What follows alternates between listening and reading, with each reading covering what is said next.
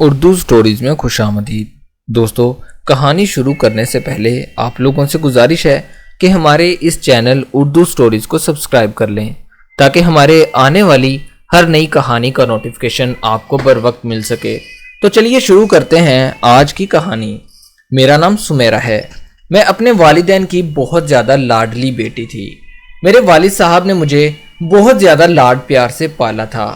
میرے والد صاحب ایک سرکاری ادارے میں ملازمت کیا کرتے تھے۔ ہمارے گھر کا گزر بسر بہت اچھے طریقے سے چل رہا تھا۔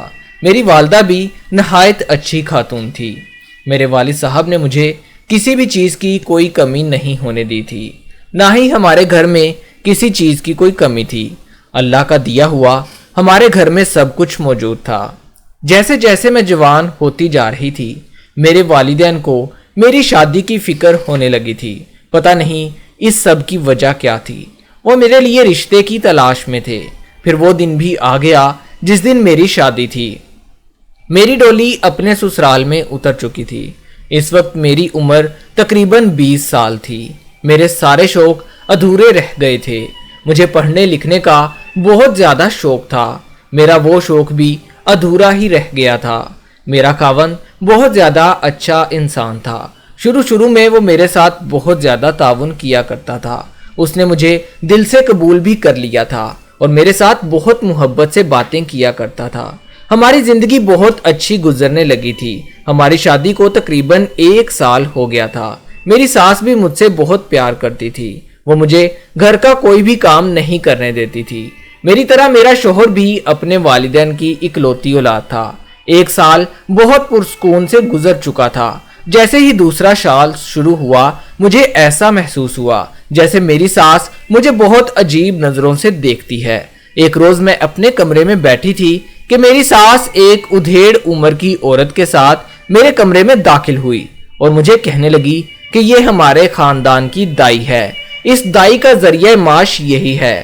تم بھی اس سے اپنی کچھ خدمت کروا لو اور بعد میں اسے کچھ پیسے دے دینا۔ میں اپنی ساس کی باتیں سمجھ رہی تھی۔ یہ کہتے ہی میری ساس کمرے سے باہر چلی گئی اور وہ دائی مجھے دبانے کے لیے کمرے میں آ گئی۔ مجھے ایسا لگ رہا تھا جیسے وہ دائی میرے پیٹ کا جائزہ لے رہی ہو۔ کچھ دیر دبانے کے بعد وہ دائی میرے کمرے سے باہر نکل گئی اور میری ساس کے پاس جا کر کھڑی ہو گئی۔ وہ دائی میری ساس کو مخاطب کر کے کہنے لگی اور ان سے کہنے لگی کہ ابھی نہیں ہے۔ میں سمجھ چکی تھی کہ دائی میری اولاد کی بات کر رہی ہے۔ یہ سنتے ہی میری ساس کا چہرہ بہت زیادہ اداس ہو چکا تھا اور میری ساس کا سر فوراً سے جھک گیا تھا۔ آج پہلی دفعہ مجھے ماں بننے کی کمی کا احساس ہوا تھا۔ میں بھی اس بارے میں سوچنے لگی کہ شادی کو 1 سال گزر چکا ہے، لیکن میں ابھی تک ماں کیوں نہیں بنی۔ آج پہلی دفعہ میں یہ بات سوچ رہی تھی۔ میرے شوہر کو بھی اب اولاد کی فکر ہونے لگی تھی۔ وہ بھی اب ہر وقت اسی بارے میں پوچھتا رہتا تھا کیونکہ شادی کو تقریباً 3 سال ہو چکے تھے۔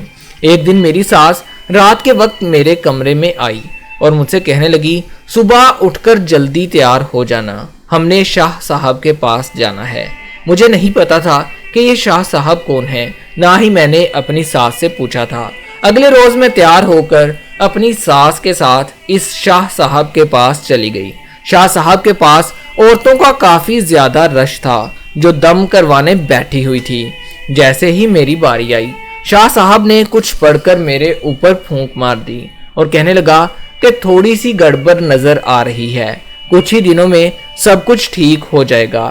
جیسے ہی رات کو میرا شوہر واپس گھر آیا تو اس نے مجھے دوبارہ شاہ صاحب کے پاس جانے سے منع کیا اور کہا، آج کے بعد میں تمہیں وہاں جاتے نہ دیکھوں۔ مجھے ایسا محسوس ہوا جیسے میرا شوہر ان پیروں فقیروں کو نہیں مانتا۔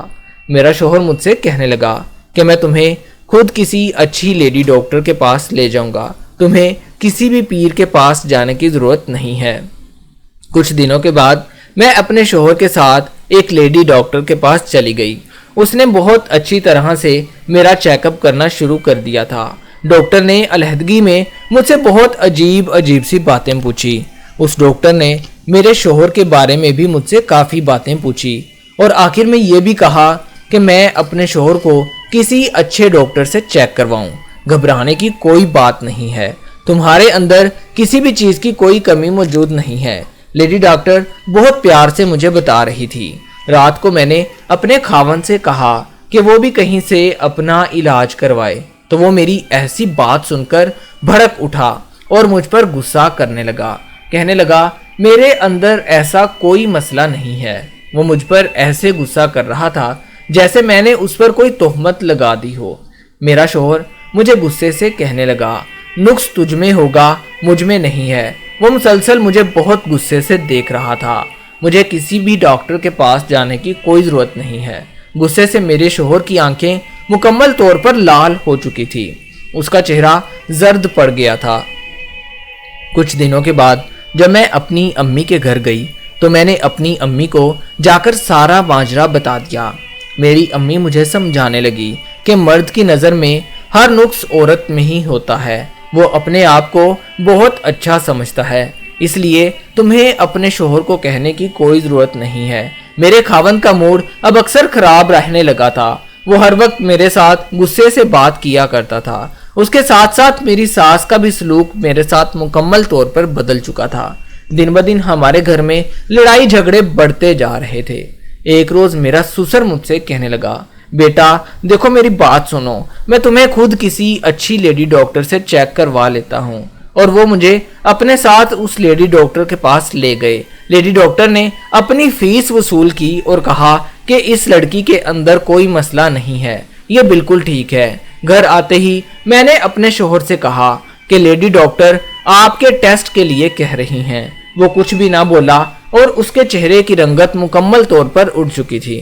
میرے شوہر نے مجھے ڈاکٹر کے پاس جانے سے بھی منع کر دیا اور کہنے لگا تمہیں ڈاکٹر خراب کر رہی ہے، تمہیں اس شاہ صاحب کے پاس واپس لے کر چلوں گا، وہ اچھا پیر ہے۔ شاہ صاحب بہت زیادہ مشہور بھی تھے، جو کسی بھی عورت کو 7 دن دم کرتے تو وہ عورت 7 دن میں ہی ٹھیک ہو جاتی تھی اور بچے کی ماں ضرور بن جاتی تھی۔ لیکن مجھے شاہ صاحب کے دم سے بھی آرام نہ آیا اور میری قسمت میں شاید یہی سب کچھ لکھا ہوا تھا۔ مجھے اب اس گھر سے بہت زیادہ نفرت ہونے لگی تھی۔ میری ساس سارا دن مجھ سے گھر کے کام کاج کرواتی تھی۔ میری ساس میرے خاوند کو اب میرے خلاف بھڑکانے لگی اور کہنے لگی کہ اسے طلاق دے دو، تم کسی اور لڑکی سے شادی کر لو۔ مجھے اپنے ماں باپ کی فکر ہونے لگی تھی کہ وہ میرے بارے میں کیا سوچیں گے۔ اب مجھے بہت زیادہ ٹینشن ہو رہی تھی کہ میرے ماں باپ یہ طلاق والا صدمہ کیسے برداشت کریں گے۔ بار بار میرے دل میں ایک ہی خیال آ رہا تھا کہ شوہر کے طلاق دینے کے بعد مجھ سے شادی کون کرے گا۔ یہ سب باتیں مجھے ذرا بھی چین نہیں لینے دے رہی تھی۔ میں اپنا بوجھ ہلکا کرنے کے لیے اپنی پڑوسن کے پاس چلی گئی، جو ہمارے گھر کے بالکل ساتھ والے گھر میں رہا کرتی تھی۔ میری اپنی پڑوسن کے ساتھ بہت زیادہ بنتی تھی۔ جیسے ہی میں اس کے گھر میں داخل ہوئی مجھے وہ کہیں نظر نہ آئی۔ اس کا شوہر بیٹھا سامنے چائے پر بیٹھا سگریٹ پی رہا تھا۔ اس نے مجھے بتایا کہ اس کی بیوی میکے گئی ہوئی ہے اور وہ میرے ساتھ بہت زیادہ جھگڑا کر کے گئی ہے۔ اس کے شوہر نے مجھے اپنے پاس بٹھا لیا اور اپنی بیوی کا رونا میرے سامنے رونے لگا۔ میں بھی اس کو اپنی تکلیف بتاتی جا رہی تھی۔ پھر مجھے ایسے محسوس ہوا جیسے یہ ہر گھر کا مسئلہ ہے، لڑائی جھگڑے ہر گھر میں ہوتے ہیں۔ میں نے بھی اس کو اپنے گھر کی ساری صورتحال بتائی اور کہا کہ خدا اگر مجھے ایک بچہ دے دے تو میرے گھر کا سارا جھگڑا ختم ہو جائے گا۔ میرے ذہن میں پھر ایک خیال آیا کہ مجھے تو صرف ایک بچہ چاہیے، میرے خاوند کو کیسے پتا چلے گا کہ یہ بچہ اس کا نہیں ہے۔ میں بہت زیادہ جذباتی ہو رہی تھی اور کچھ اور ہی سوچ رہی تھی۔ میری حالت قابو سے باہر ہوتی جا رہی تھی۔ ابھی میں سوچ ہی رہی تھی کہ میری پڑوسن کا شوہر مجھ سے کہنے لگا تمہیں بچہ چاہیے نا تو وہ تمہیں مل جائے گا، لیکن تمہیں اس معاملے میں میرا ساتھ دینا ہوگا۔ میں اس کی ساری بات سمجھ چکی تھی کہ وہ مجھ سے کیا کہنا چاہ رہا ہے۔ میں نے گناہ کا ارادہ ضرور کر لیا تھا، لیکن ابھی کچھ بھی گناہ نہیں کیا تھا۔ مجھے خود پر بہت زیادہ افسوس ہونے لگا کہ میں یہ کیا کرنے جا رہی ہوں۔ میں جلدی سے اٹھی اور اس گھر سے باہر نکل گئی۔ جیسے ہی میں اپنے گھر واپس آئی تو میرا شوہر مجھ سے کہنے لگا کہ میں دوسری شادی کر لوں گا۔ میں نے اپنے شوہر کی بہت زیادہ منت سماجت کرنا شروع کر دی۔ لیکن اس نے میری ایک نہ سنی اور اس نے مجھے اپنے گھر سے باہر نکالنے کی کوشش کی۔ میں نے اپنے آپ کو یہاں تک گرا لیا تھا کہ میں نے اپنے شوہر کے پاؤں پر اپنا سر رکھ دیا تھا، لیکن وہ پھر بھی نہیں مان رہا تھا۔ میرے شوہر کا پتھر دل بن چکا تھا۔ اس نے مجھے اپنے گھر سے باہر نکال دیا تھا۔ میں اپنی ماں کے گھر پر آ چکی تھی۔ گھر آتے ہی میں نے فوراً اپنے شوہر کے نام خط لکھا کہ مجھے فوراً طلاق چاہیے، میں اب اور تمہاری محتاج نہیں رہنا چاہتی۔ مجھ میں اب بہت زیادہ دلیری آ چکی تھی۔ کچھ ہی دنوں کے بعد میرے شوہر نے مجھے طلاق نامہ بھجوا دیا تھا۔ طلاق نامے کے ساتھ میری کافی زیادہ چیزیں بھی بھجوا دی تھی۔ میرے شوہر نے اس کے بعد 3 اور شادیاں کی، لیکن ابھی تک اولاد سے محروم ہے۔ دوستو، اولاد اللہ تعالیٰ کی دین ہوتا ہے۔ اپنی بیوی کو کبھی بھی اس بات کے تانے نہ دو، ورنہ وہ کسی اور غیر مرد کے ساتھ تعلقات بنانے کی کوشش کرے گی۔